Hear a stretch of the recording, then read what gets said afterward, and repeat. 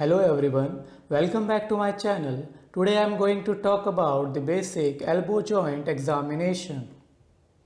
First you should know about the few anatomical features of the elbow joint.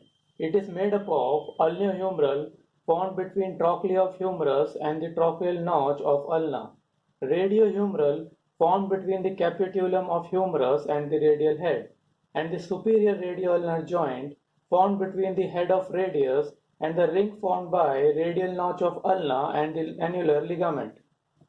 While performing any joint examination, you should be familiar with the resting position, close pack position, and the capsular pattern of the joint. For example, in ulnohumeral joint, the resting position is elbow flexed to 70 degrees and supinated 10 degrees. When comes to the close pack position, elbow is fully extended and forearm supinated.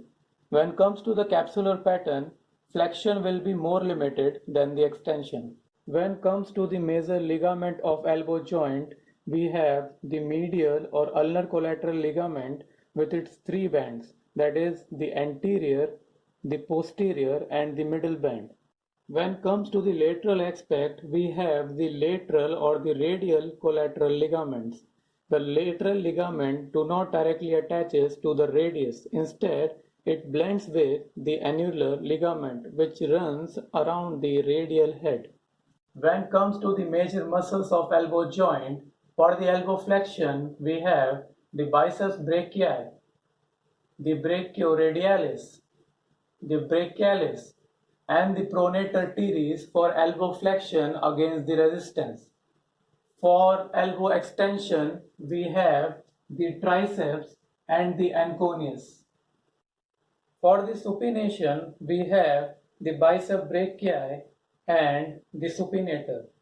For the pronation, we have the pronator teres and the pronator quadratus. Observe the patient in anatomical position. Look for any swelling, bruising, muscle wasting, and compare carrying angle on the both sides. Carrying angle is formed by the long axis of humerus and the midline of the forearm. Normally in males, carrying angle is 11 to 14 degrees and in females 13 to 16 degrees. Increase in carrying angle is cubitus valgus and decrease in carrying angle is cubitus varus. First assess and compare the joint temperature before palpating the structures. Three bony landmarks for the palpation are the medial epicondyle, the tip of olecranon, and the lateral epicondyle. These three makes a triangle when elbow is flexed to 90 degrees and nearly a straight line when elbow is fully extended. On the lateral aspect of elbow, radial head is palpated with the thumb, while other hand is used to pronate and supinate the forearm. Any tenderness here is a sign of radial head injury and osteochondritis.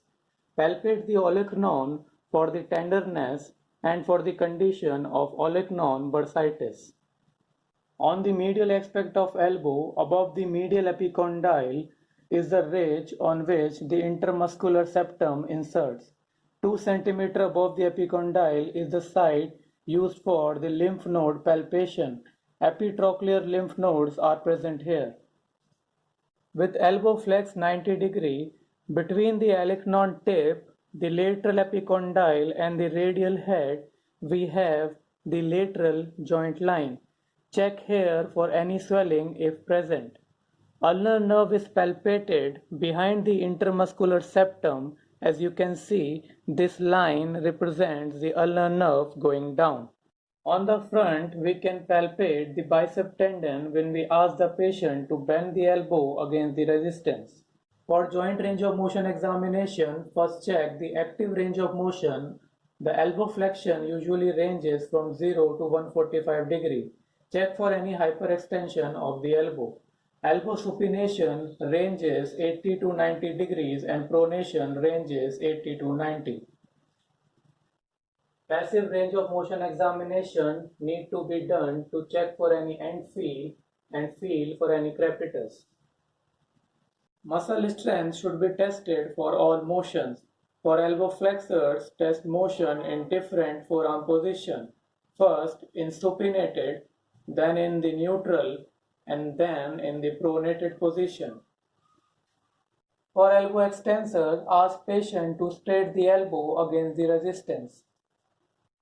Ask patient to rotate the forearm against resistance to check for the strength of supinators and pronators respectively. Now I will talk about few special tests for the elbow condition. Always compare both sides while performing them. First, we have the Cozen's test for the lateral epicondylitis or the tennis elbow. Patient is in sitting position, elbow is stabilized with one hand, thumb is placed on the lateral epicondyle, and then patient is asked to make a fist, radially deviate, and then extend the wrist against the resistance applied by the examiner. Any pain produced in the lateral epicondyle region will be the positive sign for this test. Mills test for the lateral epicondylitis. Patient is in the standing position. First start by palpating the lateral epicondyle. The patient's forearm is passively pronated, wrist is flexed, and elbow is fully extended. Any pain in the region of lateral epicondyle is a positive sign. Next we have the test for the golfer's elbow or the medial epicondylitis. While palpating for the medial epicondyle, examiner flexes the elbow, supinate the forearm, extends the wrist, and then extend the elbow. Any pain in the region of medial epicondyle is a positive sign. Next we have the elbow flexion test for the cubital tunnel syndrome. In this test, the patient is in the standing or sitting position. First, elbows are maximally flexed, then maximally supinated, and then wrists are fully extended. This position is maintained for 3 minutes. Any pain or tingling sensation along the ulnar nerve distribution is a positive sign for the cubital tunnel. Now we have the varus stress test. Fixate the humerus and palpate the radial collateral ligament. Elbow flex to 20 to 30 degrees. Apply varus force to distal forearm. Check for any increased laxity and compare with the opposite arm. Now we have the valgus stress test. Fixate the humerus, palpate the ulnar collateral ligament just below the medial epicondyle.